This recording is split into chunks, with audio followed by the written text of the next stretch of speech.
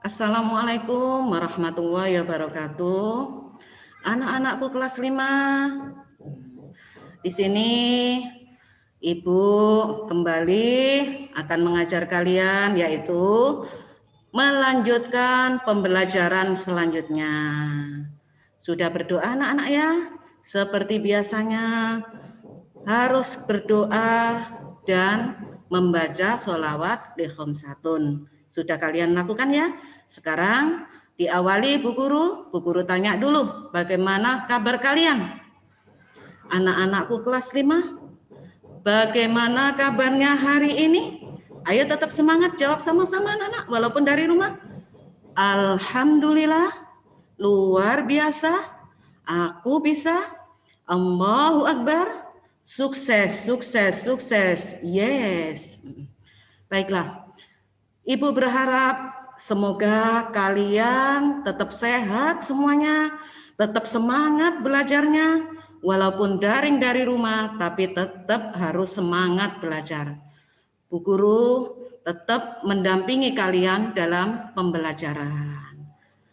Anak-anakku kelas 5, coba kalian buka pembelajaran tema 2. Di sini di buku kalian halaman 79 anak-anak. Nah, supaya kalian lebih paham, dirangkumkan Bu Guru. Kemarin pada saat pembelajaran 1 sudah diterangkan perpindahan panas atau perpindahan kalor. Di sini diperjelas lagi sama Bu Guru karena saling beruntun, saling berkaitan anak-anak ya. Perpindahan panas ada 3 macam, yaitu melalui konduksi, konveksi, dan radiasi. Perpindahan panas secara konduksi yaitu perpindahan panas bisa melalui perantara. Perpindahan panas karena melalui perantara. Nah, contohnya kemarin apa? Contohnya kemarin kalian sudah menyebutkan, ada pada saat Zoom kemarin kalian sudah menyebutkan, yaitu contohnya setrika listrik. Ya, contohnya kemarin. Kalian jawab seperti itu sudah betul. Kalian sudah paham. Karena apa? Setrika listrik, kalau ditancapkan listriknya, setrikanya menjadi panas. Zat perantaranya mana? Zat perantaranya adalah aliran listrik itulah anak-anak, itu yang dinamakan zat perantaranya. Ya. Contohnya ya, kalau di sini diberi contoh sama Bu Sifun, air panas dalam gelas. Air panas, ya. Di situ kamu ambil sendok logam. Sendok logam kita celupkan di dalam air panas, terasa apa anak-anak? Terasa panas. Nah, perantaranya berarti apa? Perantaranya adalah air panas itulah yang mengakibatkan sendok logam ini menjadi ikut panas. Jadi itu contoh perubahan panas melalui konduksi ya. Yang kedua sekarang Ibu menjelaskan ya aliran melalui konveksi, perpindahan panas melalui konveksi. Nah, perpindahan panas karena pengaruh perpindahan zat perantara. Pengaruh perpindahan zat perantara. Jadi zat perantaranya ini ikut bergerak. Nah, contohnya seperti apa? Nah, contohnya seperti merebus air. Nah, dalam panci yang dipanaskan, air yang ada dalam panci dipanaskan. Di situ airnya menguap. Airnya menguap yang tadinya itu ya tidak panas menjadi panas, mendidih, sehingga air yang mendidih itulah berubah, yang di bawah berubah ke atas. Gitu ya. Nah, jadi menguap. Zat perantaranya ikut bergerak, ikut berubah. Ini yang dinamakan contoh perubahan panas secara konveksi. Ya, contoh lain Bu Guru ngasih contoh anak-anak. Ya, Bu Guru ngasih contoh misalnya ada air panas, terus kalian ambil es batu. Nah, di situ kalian masukkan es batunya. Nah, ini juga perubahan panas secara konveksi anak-anak. Apa perubahannya? Es batunya menjadi apa? Berubah menjadi berkurang, yang tadinya besar berkurang seperti meliuk seperti seperti apa? Akan habis lah. Pengaruh perubahan panas ini karena pengaruh pindahnya zat perantara ini diikuti zat perantara ini, zat perantaranya ikut bergerak, ikut berubah, ini namanya perpindahan panas secara konveksi. Insya Allah anak-anak bisa mencari contoh-contoh yang lainnya. Bisa membedakan ya antara menggunakan zat perantara dengan menggunakan perpindahan panas dengan berpindahnya zat perantara, ikut berubah zat perantaranya. Yang ketiga, perpindahan panas secara radiasi atau secara langsung. Panasnya itu secara langsung ke benda tersebut. Contohnya panas sinar matahari. Perhatikan contoh itu anak-anak. Panas sinar matahari. Dari sinar matahari langsung panasnya menuju ke baju tersebut sehingga bajunya menjadi apa? Menjadi kering tanpa perantara apa-apa, langsung dari sinar matahari. Contoh lagi, menjemur apa? Menjemur biasanya kalau di pantai-pantai itu menjemur garam, menjemur ikan asin, ya anak-anak. Itu dengan penlantara sinar matahari secara langsung. Ya, paham anak-anak ya? Ada 3 macam ya perubahan panas tadi, perpindahan panas tadi. Nah, kalian harus bisa membedakan, oh itu konduksi, itu konveksi, itu radiasi. Nah, syaratnya harus kalian pahami sehingga bisa kalian mencari contoh-contoh yang lainnya. Baiklah anak-anak, dari bacaan di situ perpindahan panas. Nah, pada halaman 80 pada buku kalian, pada halaman 80, di situ ada bermacam-macam kata kunci. Ya, bermacam-macam kata kunci. Kemarin kalian sudah memahami apa itu kata kunci. Kata kunci adalah apa? Inti dari kalimat dalam setiap paragraf. Kalian kemarin sudah pintar, sudah bisa mencari kata kunci. Contohnya pada paragraf pertama di situ, ya. Saat memasak air berpindah dari panas kalor, dari api menuju panci, diteruskan ke air sehingga air menjadi mendidih. Nah, ini kata kunci yang pertama.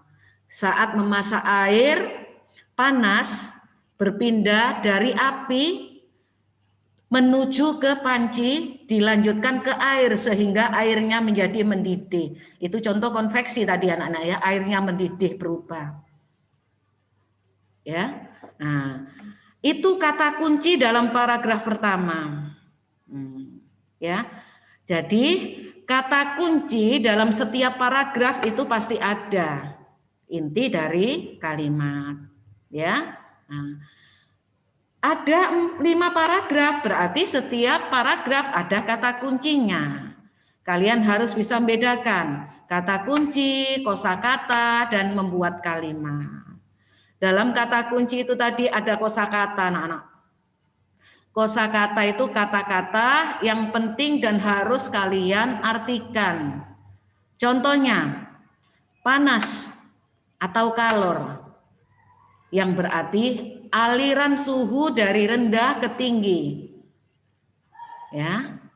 Aliran suhu dari rendah ke tinggi sehingga menjadi panas. Yang tadinya tidak panas menjadi panas. Nah, aliran suhunya menjadi panas, itu arti dari panas atau kalor.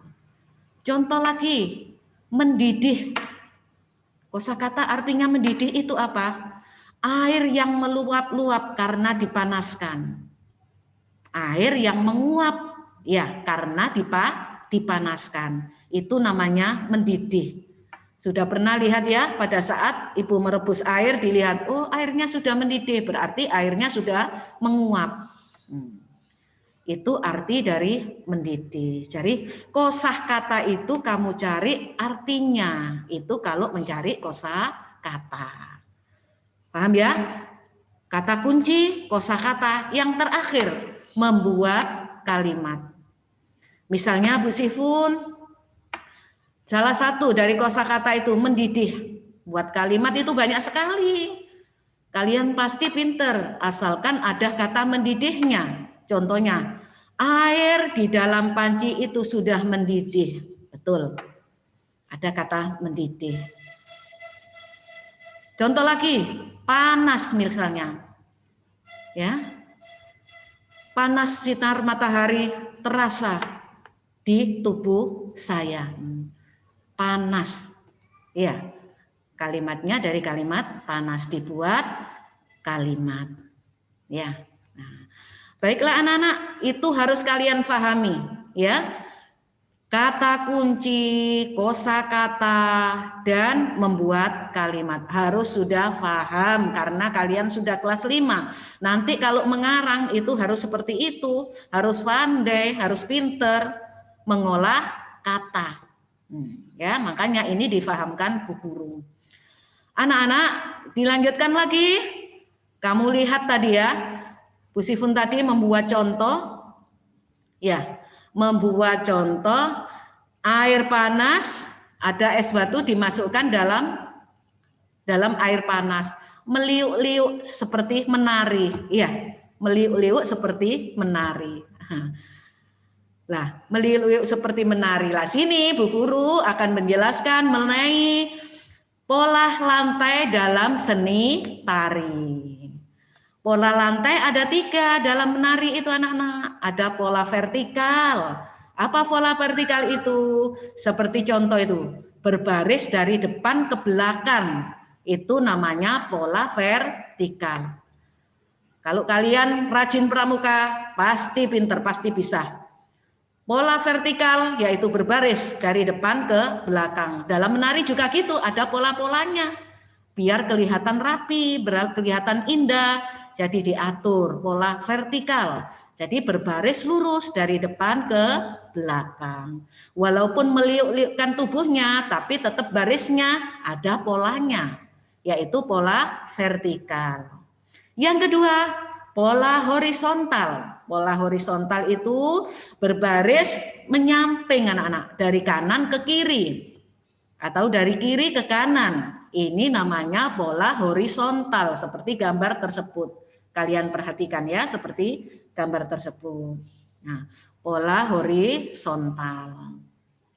Nah, yang ketiga, pola lantai diagonal.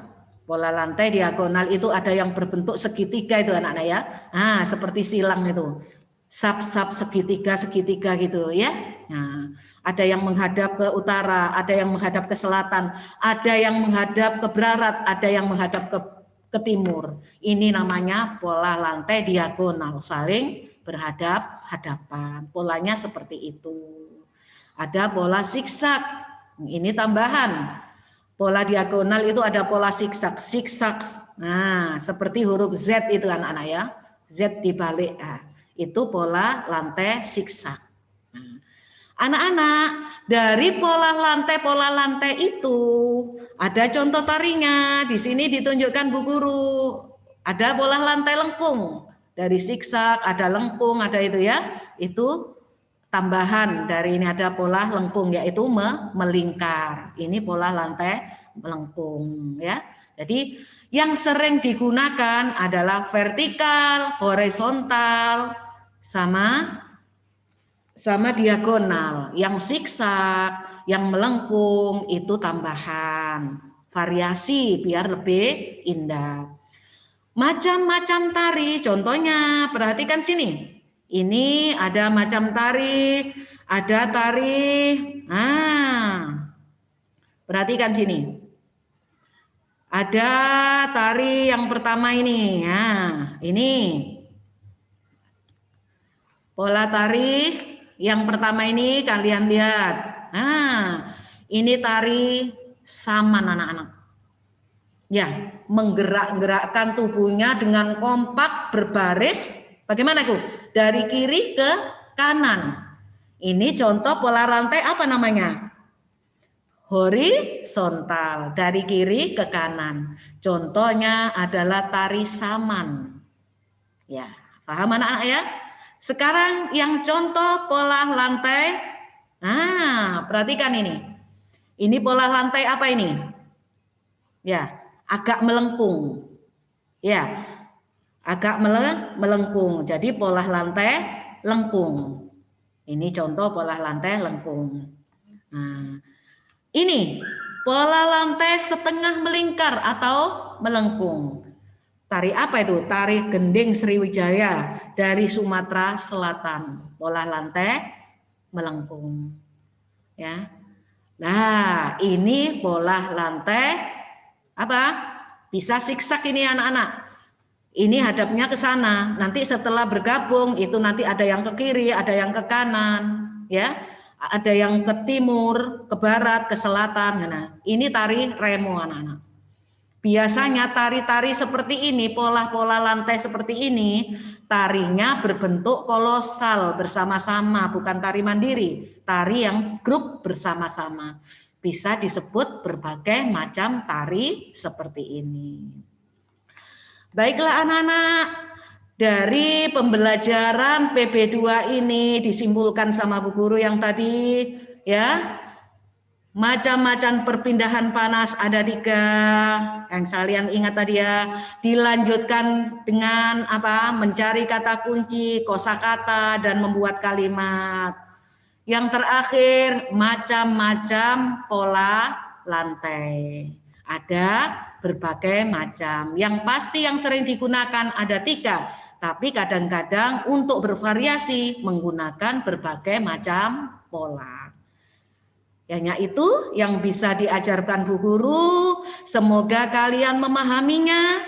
Bisa kalian pelajari lagi pada buku tema 6 pada halaman 79 di situ dibuka-buka. Oh, ternyata ini yang diajarkan sama Bu Guru. Untuk lebih pahamnya, jadi kalian nanti akan diberi Bu Guru tugas melalui link kalian kerjakan.